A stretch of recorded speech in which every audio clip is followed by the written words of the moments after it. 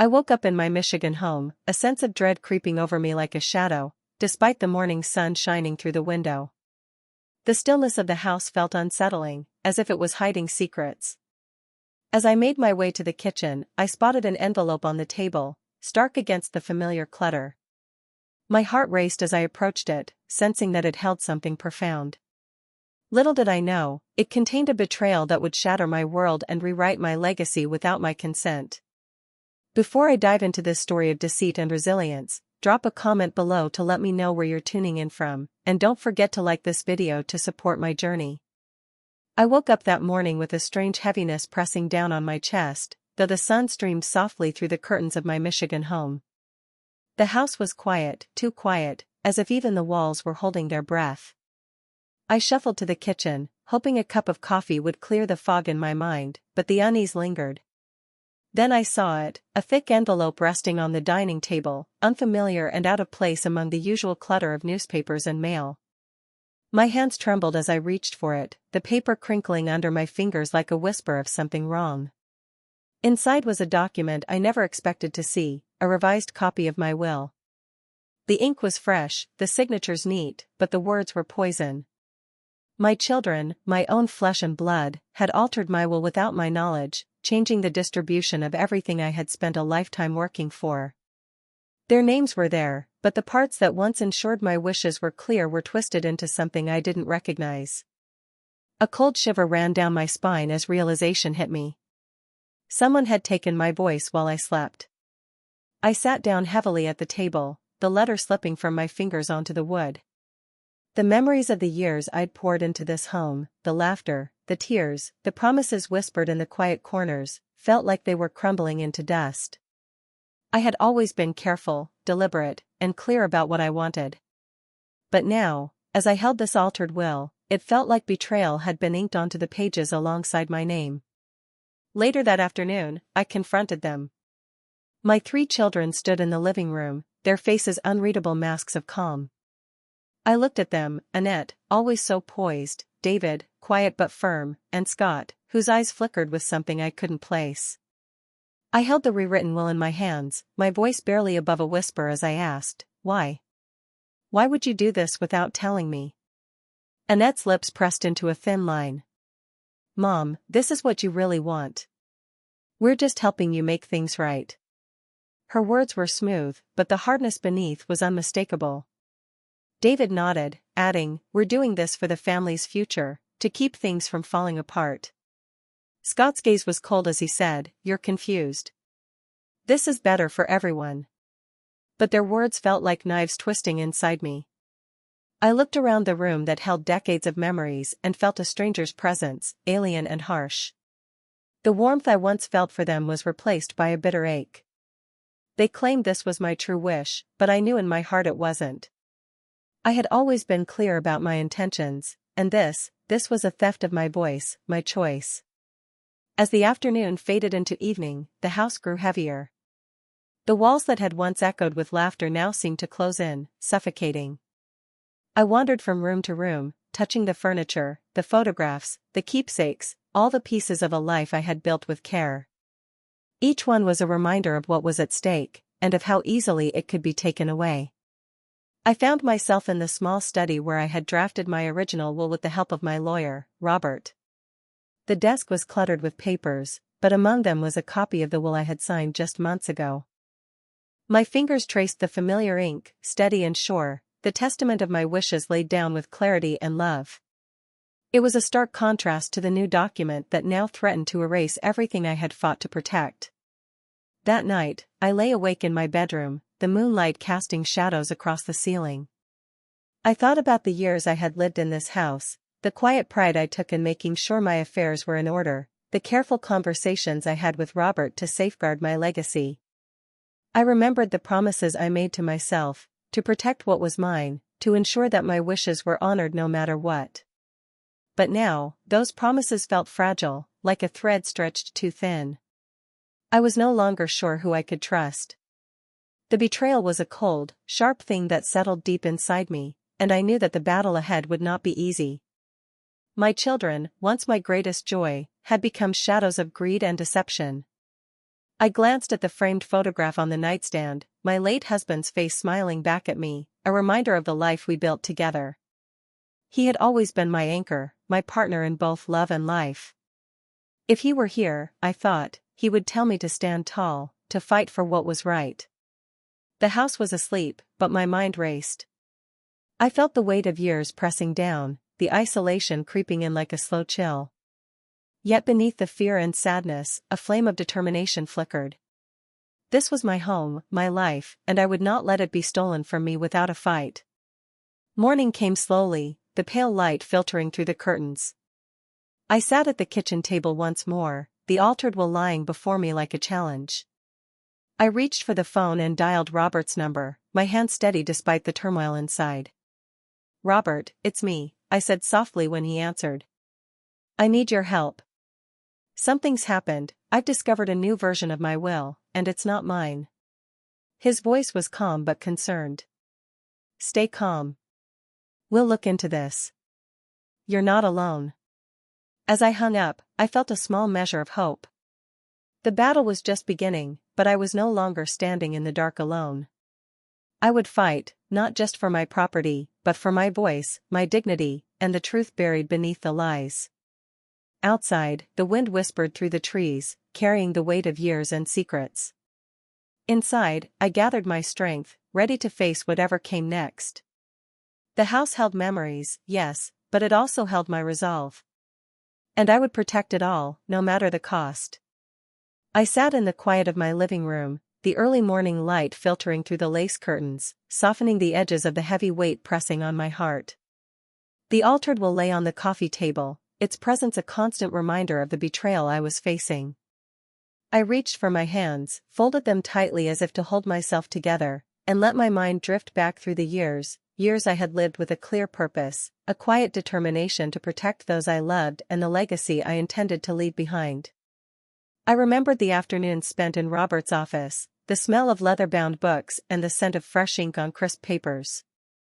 He had always been patient, guiding me through the complexities of estate planning with gentle care. I had been explicit, unwavering in my wishes. "It's not just about money," I had told him once, my voice steady despite the tears that threatened to spill. "It's about respect, about ensuring that what I leave behind honors a life well lived." In those conversations, I had been clear, my estate was to support causes close to my heart, the charities we had supported quietly over the years, the community programs that gave dignity and hope to those who needed it most. My children would receive what I had promised, but only as a reflection of love and trust, not greed or entitlement. Now, with the altered will mocking those intentions, I felt the ache of shattered trust deepen. I sifted through the files I had kept meticulously over the years, letters from Robert, notarized documents, and witness statements that reaffirmed the original will's validity.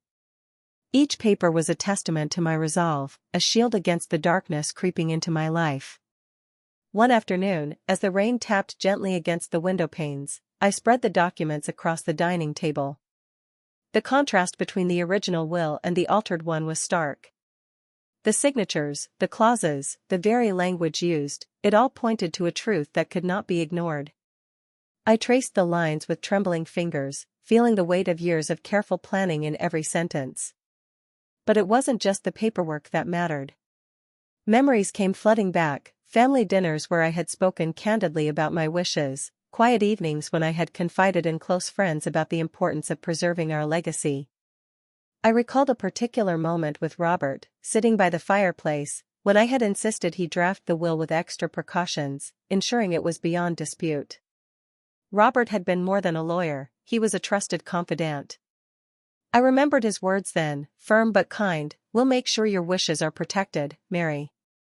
No one will be able to challenge what you want without facing the truth." I clung to those words now, as if they were a lifeline in a sea of uncertainty. But the evidence I held was only the beginning. The pain of betrayal was not just in the altered documents, but in the coldness of my children's eyes when I confronted them. Their insistence that this was what I truly wanted felt like a lie wrapped in silk. I knew I had to dig deeper, to find proof that would expose the deceit and restore the voice that had been stolen from me. One afternoon, I went through boxes of old letters and notes tucked away in the study. There, under layers of dust, I found a small notebook filled with my own handwriting, dates and details of conversations, reminders of when I had last updated my will, and notes about meetings with Robert. It was a record of my intentions, penned in my own hand, a testament to my clarity and resolve. The notebook also contained letters from close friends who had witnessed my discussions about the will, their signatures affirming their presence and understanding. This was more than paper, it was a web of truth woven carefully over time, a story that could not be rewritten by anyone but me. As the days passed, I realized the gravity of what I faced. This was no simple misunderstanding, it was a deliberate attempt to rewrite my life's work, to silence my voice and erase the legacy I had spent decades building. But I was not powerless. The evidence I had gathered was my armor, and the truth was my weapon. I called Robert again, my voice steadier than before. I found more documents, witness statements, even personal notes that show my intentions. This isn't just about money, it's about honesty, about respect. His response was reassuring, a reminder that I was not alone in this fight. Together, we began piecing together a plan to reclaim what was mine, to shine a light on the deceit that had invaded our family. Robert promised to help me navigate the legal maze, to ensure that the truth would not be buried beneath lies. But while the legal battle loomed ahead, I also felt the weight of loneliness settle around me. My children's faces haunted my thoughts, not as the loving family I once knew, but as strangers cloaked in shadows of greed. I wondered when the warmth had turned cold, when love had been replaced by ambition. One evening, as I sat by the window watching the sunset paint the Michigan sky with shades of gold and pink, I let myself remember the better times. The birthdays filled with laughter, the quiet talks over cups of tea, the promises whispered in the stillness of night. Those memories were fragile, but they were mine, proof that love had once lived here. I reached for an old photo album, its pages yellowed with age. Flipping through, I saw the faces of my children as they were, innocent, joyful, full of promise. It was a painful reminder of what had been lost, but also a call to action. I could not let the past be rewritten by deceit. My voice must be heard, for their sake as much as mine. In the days that followed, I began gathering all the evidence into a single folder, ready to share with Robert and, when the time came, with the court. Each document was a piece of a puzzle that told the truth, a truth that could not be silenced. Late one night, as the house settled into its usual quiet, I sat alone in the study, the folder open before me. The moonlight cast long shadows across the room, but inside, a quiet determination burned bright. I was ready to fight, to reclaim my voice and my legacy. The battle ahead would not be easy, but I understood now more than ever that it was necessary. Not just for me, but for the life I had lived, and the truth that demanded to be heard.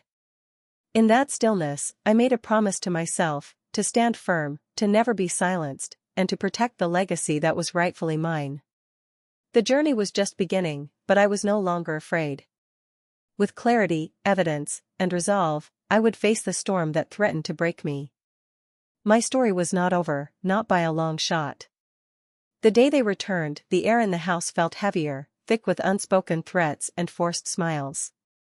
Annette, David, and Scott arrived together, but with an unfamiliar man trailing behind, a lawyer. He introduced himself as Mr. Clay, his suit crisp and his eyes sharp, the kind of eyes that miss nothing and challenge everything. They came bearing the altered will again, this time with the weight of legal counsel behind it, pressing me to accept what they called a family's united decision. They gathered in the living room, the place that had once been a sanctuary of warmth and laughter now feeling like a courtroom. Annette's voice was smooth, almost rehearsed. "Mom, we just want to settle this without causing any more pain. This will reflect what's best for everyone." David nodded, his silence heavy with implied consequences. Scott's gaze was cold, his arms crossed like a shield. I looked at them, these people who once called me mother, and felt the betrayal burn fresh. But I was no longer the frightened woman who had discovered the altered will days before. I had gathered proof, I had talked with Robert, and I had a plan. My voice, once stolen, was rising again. I met their eyes steadily, hiding the storm building within me. "I cannot accept this," I said, my voice calm but resolute. This document is not mine. It was forged, and I have evidence to prove it. The room tightened with tension. Mr. Clay's eyes narrowed, but I held my ground. As they tried to persuade me, their words cloaked in false concern, I reached for my purse and pulled out a small recorder. I've been keeping track of everything, I told them. Your pressure, your threats, they're all recorded. The device lay heavy in my palm, a silent witness to their manipulation. Annette's face tightened, her polite mask slipping. Mary, you don't want to do this. Think about the family. David's jaw clenched, and Scott's eyes flashed with anger. But I was calm. Years of careful planning had led me here, and I was ready to protect what was mine. A flashback came unbidden, a memory of sitting with Robert in his office just weeks before all this began. His voice was steady, reassuring. We'll prepare you for any challenge. These people may try to manipulate you, but you're not alone. You have the law on your side. I remembered his advice to record conversations and keep detailed notes. I had followed every word. Back in the present, the atmosphere was charged, the unspoken threats hanging in the air. Mr. Clay cleared his throat, trying to regain control. Mrs. Thompson, this can be settled quietly. Fighting will only tear your family apart. But I smiled, cold and sure. The truth will come out, one way or another. And I will not be silenced. They left without another word, the tension lingering like smoke in the air. I sat back, my heart pounding, but my mind clearer than ever. I had taken the first step toward reclaiming my life, and I would not stop now. That night, Robert came over. We sat amidst stacks of documents and recordings, turning over every detail. He helped me prepare a legal strategy to challenge the forged will, to expose the coercion and deceit that had crept into my family. You're strong, Mary, he said quietly. They underestimated you.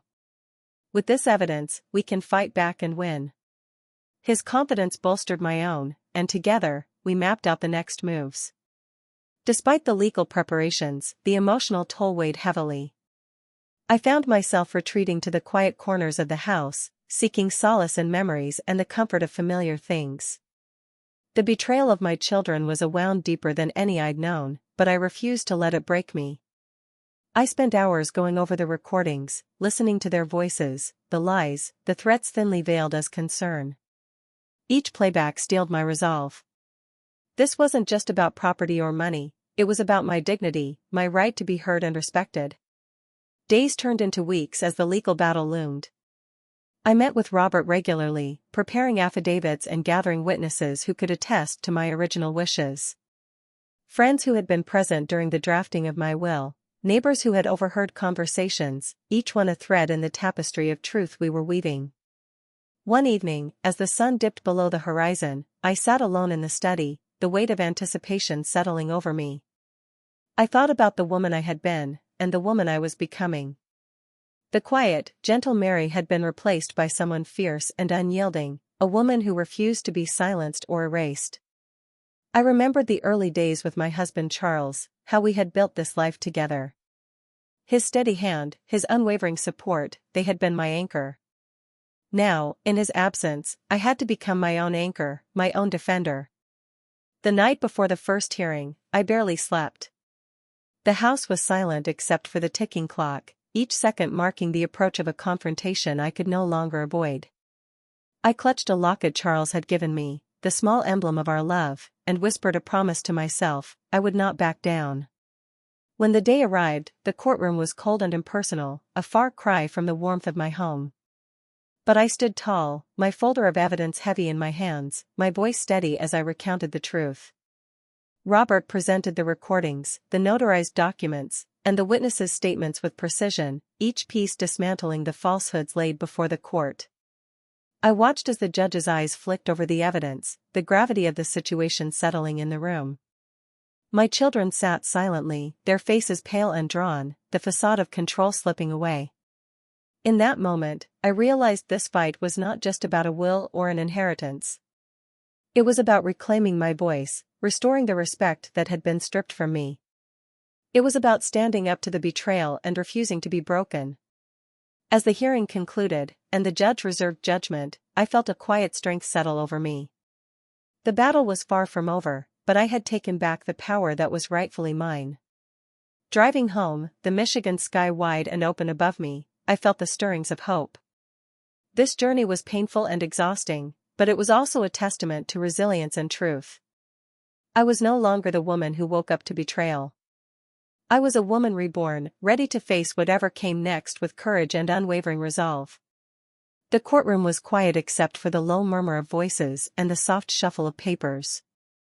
I sat beside Robert, clutching the folder that held years of my life, documents, recordings, witness statements, all gathered to defend the truth. The weight of the moment pressed down on me, but I felt steadier than I had in weeks. This was the culmination of everything I had fought for. The judge entered, his presence commanding attention, and the room fell into silence.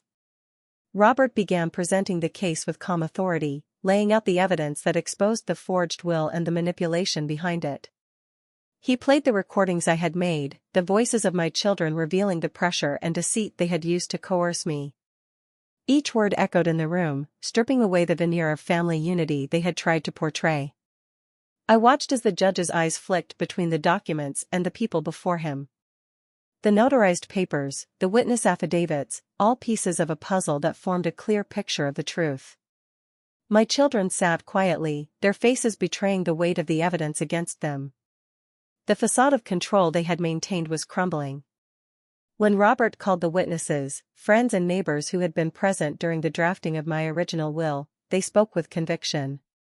Their testimonies reinforced my story, painting a portrait of a woman who had been deliberate and clear in her intentions. The courtroom felt less like a battleground and more like a place where justice was finally being heard. At one point, the judge asked my children if they had anything to say. Their silence was deafening.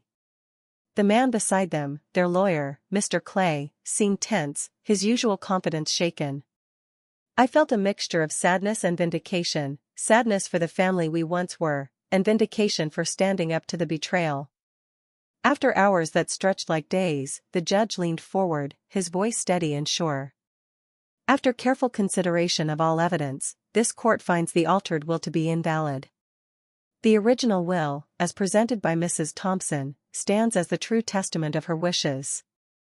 A wave of relief washed over me, followed by a profound sense of justice restored. The judge continued, outlining protective measures to prevent any further attempts to undermine my rights or exploit my position. The courtroom, once a place of uncertainty and fear, now felt like a sanctuary where truth had prevailed. As the hearing concluded, Robert placed a reassuring hand on my shoulder. "You did it, Mary. Your voice was heard, and your wishes respected." I nodded, the exhaustion in my bones mingling with a quiet triumph. Leaving the courthouse, the Michigan sky was bright and clear, as if reflecting the new clarity in my life. The weight that had pressed on me for so long began to lift, replaced by a cautious hope. This victory was not just legal, it was personal. It was a reclaiming of dignity and control that had been threatened. Back home, the house felt lighter, the shadows that had hung there beginning to fade. I walked through each room, touching the familiar surfaces, the worn armchair, the faded curtains, the photographs on the walls. These were the pieces of a life I had built and now protected. In the days that followed, I focused on moving forward, on healing the wounds left by this painful chapter. I began reaching out to community groups and elder care organizations, inspired to create something meaningful from my experience. The betrayal I had faced had opened my eyes to the vulnerabilities many elders face, and I wanted to use my voice to help others. Robert helped me establish a charitable foundation, one dedicated to elder rights and preventing the exploitation of those who, like me, had faced deceit from those closest to them. It was a way to honor the struggle, to turn pain into purpose. I named it the Mary Thompson Trust for Dignity, a testament to resilience and justice. The foundation quickly found support, drawing in volunteers and donors who shared the vision of protecting dignity in the later years of life. I found myself surrounded by new friends and allies, people who respected the courage it took to stand up and speak out. Their kindness and solidarity filled the spaces left empty by betrayal. One afternoon, as I sat at the head of a small meeting, sharing my story with a group of advocates, I felt a profound sense of peace. The journey had been long and difficult, but it had led me to a place of strength and purpose I had not imagined. The pain of the past still lingered, but it no longer defined me. I thought of Charles, imagining him smiling quietly as I spoke, knowing that together we had built a legacy greater than any will or document. It was a legacy of love, resilience, and unwavering truth. In the quiet moments, I often reflected on the lessons I had learned, the importance of clarity, the power of evidence, and the strength that comes from standing firm in the face of betrayal. I had learned that justice does not always arrive quickly or easily, but when it does, it restores not just what was lost, but what is essential to the soul. The house that once felt heavy with mistrust now hummed with life and hope. I was surrounded by people who saw me not just as a victim, but as a woman who had fought back and won. Their respect was a balm to the wounds left by my children's actions. One evening, as the sun set over the Michigan horizon, I sat on the porch with a cup of tea, the cool breeze carrying the scent of pine and earth. The sky blazed with colors, fiery reds and soft purples, a reminder that even after darkness, light returns. I closed my eyes, breathing deeply, feeling the peace that comes from knowing I had reclaimed my story. This was not just a legal victory, it was a triumph of spirit. The fight had been hard, but it had reaffirmed who I was, a woman of strength, dignity, and unshakable resolve. And though the future remained unwritten, I faced it with a heart open to hope, ready to embrace the new chapters of my life with courage and grace. The Foundation's first meeting was held in a modest community center tucked away in a quiet corner of Michigan, a place where neighbors gathered and stories were shared. I sat at the head of the table, surrounded by faces new and old, friends who had come to stand with me, advocates who had witnessed the pain of elder exploitation, and volunteers eager to make a difference. The air was thick with purpose, a collective heartbeat of determination that lifted the weight I had carried alone for so long.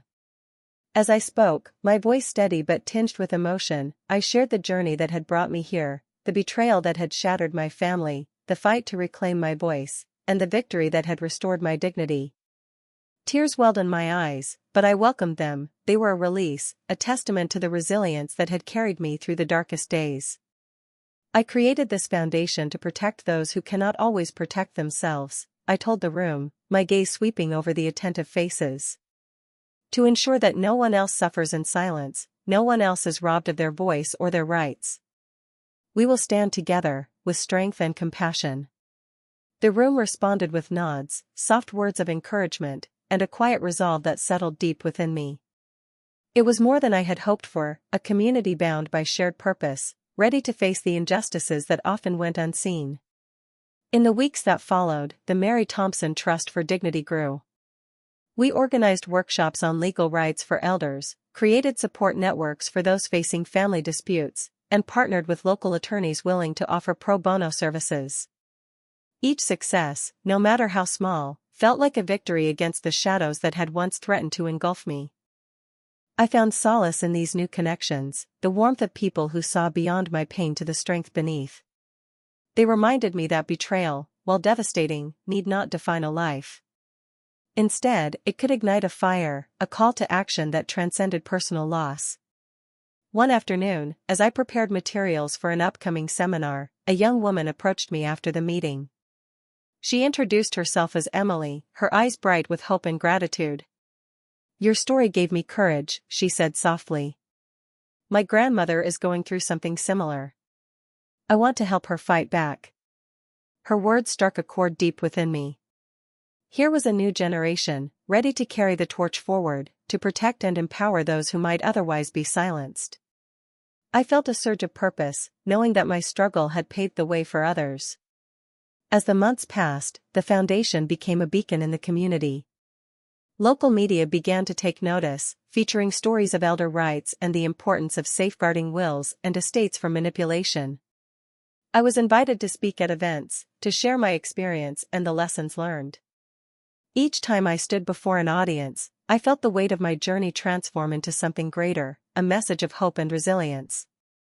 Still, the pain of betrayal lingered quietly beneath the surface.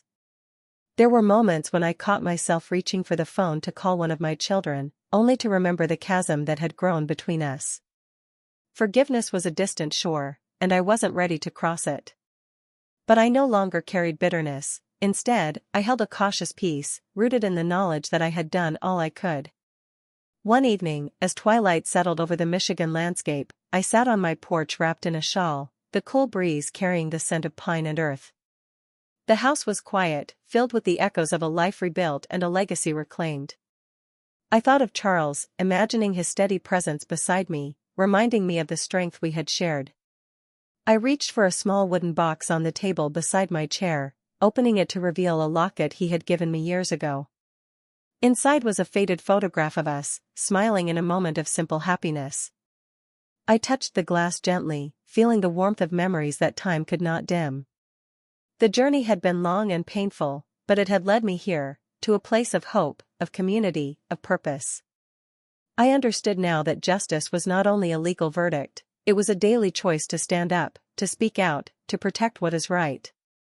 As stars began to prick the night sky, I whispered a quiet promise to myself and to those who would come after. I would continue to fight for dignity, for truth, and for the power of a voice that refuses to be silenced. This was my legacy, not just the words in a will, but the courage to stand firm in the face of betrayal, to transform pain into strength, and to light a path for others to follow. And as I sat there, bathed in the gentle glow of the moonlight, I knew that love, resilience, and justice would endure far beyond any document or dispute. They lived in the hearts of those willing to fight for them, and I was ready to keep fighting, every step of the way. If you loved the story, like the video and subscribe.